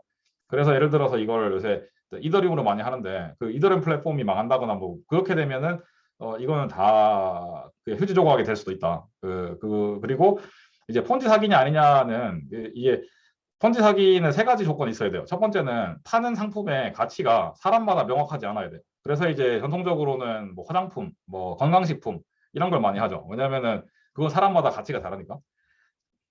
그리고 이제 초기에 들어온 사람이 돈을 제일 많이 벌어요. 이 다단계니까 일종의. 그리고 이제 실제로 돈을 버는 느낌이 있어요. 이게 마지막에 더 이상 세상에 나보다 더 바보가 없어갖고 돈을 더 많이 내는 바보가 없는 그 순간 이제 끝이 나는 거죠. 이게 전통적으로는 이 폰지 사기가 아주 결국은 쉽게 끝나요. 왜냐면은 이게 한 특정한 지역에서 특정한 화장품을 팔다가 그 더 이상 들어올 사람 없으면 끝나야 되거든요. 근데 이게 이제 인터넷 세상으로 넘어오고 나니 전 세계의 모든 이제 왜 영끌할 수 있는 개미들이 생겨 있는 거예요. 그러니까 일단 거의 무한대로 팔 수가 있고, 그 다음에 팔고자 하는 매개체가 이제 예전에는 특정한 화장품이었다고 치면 이게 이제 계속 옮겨 다닐 수가 있는 거예요. 비트코인에서 이더리움에서 뭐 점점 오만 코인을 가다가 도지코인 간 다음에 NFT로 넘어가고, 그래서 이게 아직까지 터지지 않고 있는데, 물론 뭐 최근 며칠 동안 이제 비트코인 떨어진 거 보면 이제 터졌다고 볼 수도 있죠. 아직 저는 개인적으로 아니라고 보거든요. 근데 아무튼 그래서 혹시나 이런 쪽에 관심 있으신 분들은 언제나 이게 폰지 사기인지 아닌지, 내가 마지막인지 아닌지 조심하셔라는 말씀을 드리고 싶어요. 마지막 슬라이드인데, 이게 이제 오늘 말씀드렸던 거를 종합을 하면 일단 이제 이 서스테이너빌리티가 트렌딩 하긴 한데 정말로 이 사람들이 자기 말한 걸 지킬 수 있을 것이냐는 봐야 될 것 같고, 하이퍼롭은 되게 실망스러웠다. 이게 이제 CS 자체만 보면. 커넥티비티에서는 아직 5G는 이제 왜 킬러 유즈 케이스가 없는데, 이제 엣지 컴퓨팅이나 이제 저궤도 위성 쪽은 이제 충분히 흥미있는 시도가 있었다. 그리고 스마트홈 쪽은 이제 왜 AIoT가 생기고 이제 NFT를 텔레비전을 할 수가 있고, 이제 마이크로 LED가 드디어 이제 컨슈머 시장으로 오고, 삼성의 저 프리스타일이 과연 이제 뉴스타일이 될 것이냐 아니냐 정도 있고요. 디지털 헬스는 이제 인터넷 오브 메디컬 띵즈들이 나오기 시작하고, 결국은 이게 왜 굳이 치자면 헤게모니 같은 게 병원에서 환자로 넘어가는 그거를 이제 리모트 페이션 모니터링으로 환자들이 굳이 병원에 가지 않고 시간도 아끼고 돈도 아끼는 그런 형태로 발전을 점점 하고 있었다. 이게 미국처럼 이제 왜 그 의료 쪽 불필요한 그 의료 비용이 많이 나는 곳에서는 충분히 가치 있는 일인 것 같아요. 한국 같은 데서는 사실 잘 모르겠어요. 그냥 걸어가면 동네 병원 있는데 굳이 저거를 집에서 해야 되나 싶은 느낌이 좀 있었고요. 모빌리티야말로 정말 이번 CES도 그렇고 시장적으로도 그렇고 어마어마한 성장과 기회가 있는 시장이라고 보고요. 로보틱스는 역시나 이것도 아직 이제 컨슈머 마켓으로 유즈 케이스가 없어요. 근데 아미카는 정말 인상적이었다. 그리고 테슬라봇 정말로 나오면 그게 이제 인더스트리에 진짜 쓰이게 되면 좀 놀라운 세상이 오지도 않을까. 그리고 메타버스는 모빌리티처럼 여기도 굉장한 이제 발전이 있고, VR은 파이널리 이 핏이 맞는 느낌이 있었어요. 프로덕트 마켓 핏이 맞는데 AR 쪽은 아직까지 갈 길이 멀어요. 예를 들어서 사실 엄밀히 말하면 AR 게임도 아니었던 그냥 왜 기본적 위치 기반 게임이었던 포켓몬고처럼 그런 폭발적인 컨텐츠가 나와야겠다는 생각이 좀 들었어요. 그리고 마지막 이제 제가 이번에 CES에서 들었던 말 중에 가장 인상적이었던 이거였는데, 필립 모리스 담배 만드는 회사죠. 이 PMI의 비전이 스모크 프리 퓨처예요. 이게 정말 인상적이었는데, 왜냐하면 얘네는 매출의 거의 100%가 담배에서 나오는데 모두가 담배를 끊으면 망할 거 아닙니까? 근데 이제 반대로 얘네는 이제 왜 담배를 피지 않아도 자기네가 돈 벌 수 있는 비즈니스 모델을 열심히 찾고 있는 거 적극적으로.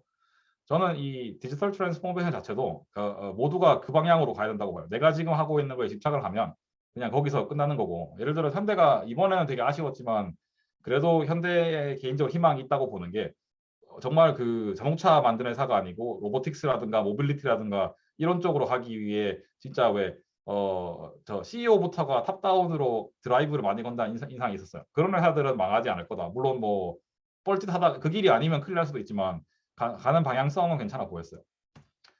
이상이고요. 강 대표님, 제가 한 예상보다 한 10분 더 한 것 같은데 어떻게 아직 질문 받을 시간이 있나요? 네, 네, 네. 질문하시죠. 충분히. 저는 간단하게 하면 됩니다. 네. 혹시 질문 있으신 분?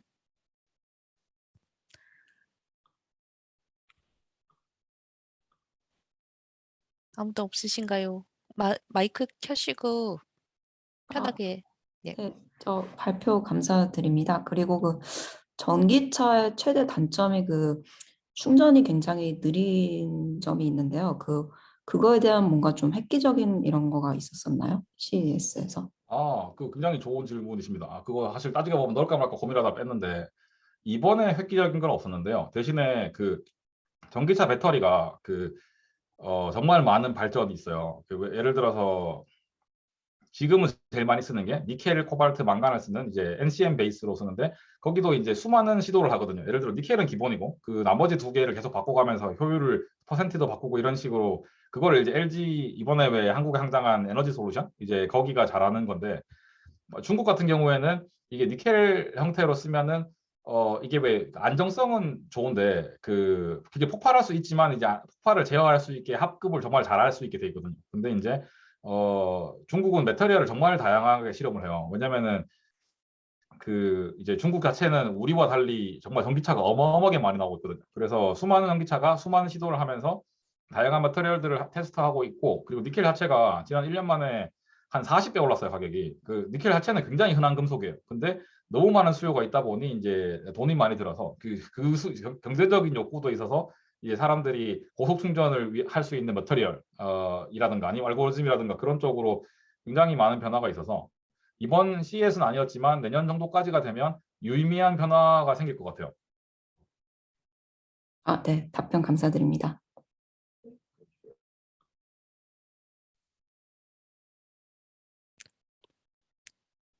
다른 질문 없으십니까? 저 질문 있습니다. 네. 하시죠.